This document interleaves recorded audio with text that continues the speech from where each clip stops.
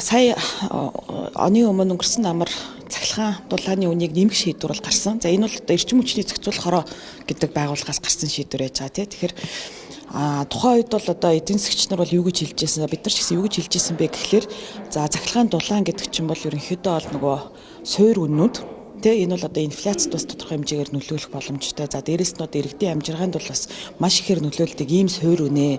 Тэгэхээр энийг бол одоо ийм өндөр хувь хэмжээгээр тухайлх юм бол цахилгааны үн бол ер нь бол 80% нэмэгдэж байгаа шүү дээ тийм үү. Ийм өндөр хувь хэмжээгээр ийм цочмог байдлаар бас нэмэх нь бол учир дутагдaltaй гэж яригдчихсэн. Тэгээ тухайн үед бол одоо танилцуулагдчихсан зарим нэг тооцоогоор болохоор цахилгааны үнийг жишээлбэл ингэж нэмэх нь инфляцид бол нэг 2 пунктын нөлөө үзүүлнэ ч гэдэг юм уу гэж ярьж байна. Тэгэхээр одоо энэ бол ингээд одоо биелэлээ болоод эхэллээ шүү дээ. Тийм тэгэхээр бол одоо энэ үнийн өсөлт бол бас үн бол нэлээд өсөж байна тийм инфляц бол нэмэгдэж байна. Тэгэхээр бол цаашдаа бол бид нар бол одоо энэ мэдээж хэрэг цахилгааны эрчим хүчний салбараа зах зээлийн горимд нь шилжүүлэх зорилгоор бол мэдээж хэрэг тодорхой бодлогууд хийгдэх ёстой. Боловч зүгээр зөвхөн үн нэмэх гэдэг бол ерөөсөө асуудлыг шийдэж байгаа гарц шийдэл бол биш ээ гэдгийг бол одоо олон хүмүүс мэргэжлийн хүмүүс бас хэлж ярьж байсан. Тэгэхээр цаашдаа одоо энэ салбарынхаа бүтцийг одоо ер нь яаж өөрчлөх юм бэ? Засаглалыг яаж сайжруулах юм бэ? Зүгээр үнэ нэмээд тэгээд тэр нөгөө нэг тухайн байгууллагууд тэр одоо станцууд ч гэдэг юм уу одоо тэр байгууллагууд нь бахиадгаараа ийм одоо алдагдaltaй ажиллаад байх нь зөв юм уу буруу юм уу гэдэг асуудлыг бол одоо бас хүндгэл зүйтэй.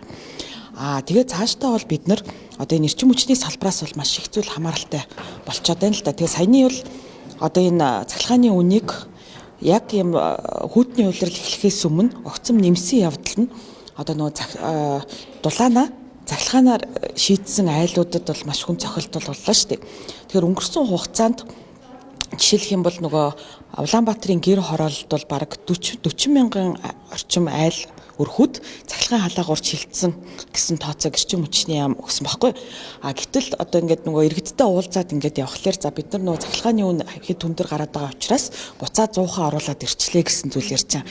Тэгэхээр өөрөөр хэлбэл сая яаж ийнэ гэхлээр өнгөрсөн хугацаанд бий болсон бас нэг ололт амжилтуудаа буцаагаад нөгөө яндангийн тоог нэмчихэж гин гэсэн үг байхгүй. Тэгэхээр бид нар бол ингээд ийм айгу богино хугацааны ийм учир дутагдaltaй бодлогод явагдаад байгаа нь айгу асуудалтай байгаа. Уул нь бол цаашид Монгол шиг одоо эрчим хүчний ариун их нөөцтэй ийм нүүрсний ийм өргөн нөөцтэй за цаашлаад одоо нөгөө сэргээгт эрчим хүчний буюу нар салхины маш ариун нөөцтэй ийм улсын хувьд эрчим хүчээр энэ халаалтынхаа асуудлыг дулааны асуудлыг шийдэх бүрэн боломжтой гэж харж байгаа. Тэгэхээр тэр зүйлийг л одоо цааш нь явуулах нь чухал болохоос биш. Тэгэхгүй ингээд нөгөө богино хугацаанд зүгээр юм үнэх нэмэх байдлаар одоо иргэдэд за энэ одоо халаалт одоо эрчим хүчээр цахилгаан халаагуураар халаалтаа шийдэх нь бол учир дутагдaltaй маа гэдэг тийм сэтгэл зүг төрүүлэх нь бол айгүй асуудалтай л гэж бодож байна л да. Тэгээд энэ дээр бас нэг тоо хэлэхэд тухайлах юм бол одоо Улаанбаатарт нийтдээ нэг 210 мянган орчим яндан байгаа тооцоо судалгааг бол одоо мэргэжлийн хүмүүс өгч байгаа. Тэгэхээр энэ 210 мянган янданг цахилгаанаар одоо халаалтыг нь шийдээд энэ яндангуудыг буулгахад ердөө нэг 500-аас 600 мегаватт цахилгаан эрчим хүчний одоо чадал хэрэгтэй гэж байгаа байхгүй. Тэгэхээр энэ бол одоо ерөөсөө нэг 1-2 л цахилгаан станцын асуудал байхгүй. Тэгэхээр энийг бол бид нар бол ингээд бүр маш богино хугацаанд хийчих боломжтой.